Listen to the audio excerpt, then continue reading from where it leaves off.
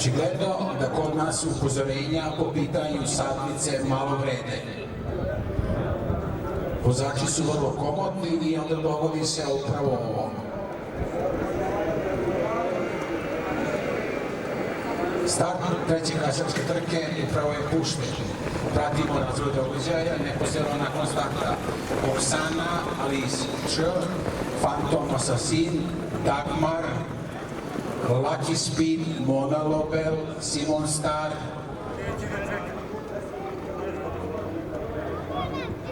Flekica i Piccolo Party.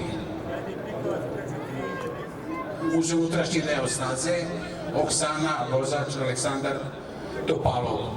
Na drugoj poziciji Alice Č, vozač Karol Kopas. Phantom Assassin, vozač Dejan Petković. Treća pozicija. Na četvrtoj poziciji Dagmar, vozač Vujković Bukvin Siniša. Na petoj poziciji Lucky Speed, vozač Miroslav Golubović. U borbi sa njim Mona Lobel, vozač Lazar Balažević.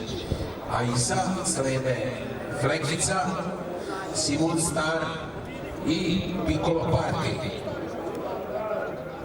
Prednost Oksane i Aleksandra Topalova od dužina i po u odnosu na grla koja se nalaze na drugoj poziciji. Oksana i dalje vodi. Alice Č, ali sada spoljnim delom staze na krug do kraja, odnosno 25 metara, kreće Piccolo Party sa vozačem Vladimirom Pribićem. Sada ga vidimo na drugoj poziciji. Alice Č pada na treću, četvrta pozicija za Phantom Assassin, Dagmar peta, Lucky Speed šesta, Mona Lobel u borbi sa njim, a iza sve to prati Simon Star na začelju Flekica. Oksana, Piccolo Party na nekih 600 metara do cilja, novo ubrzanje Piccolo Partija, kandidata za učešće u ovogodišnjem kasačkom derbiju, vozač Vlada Pribić.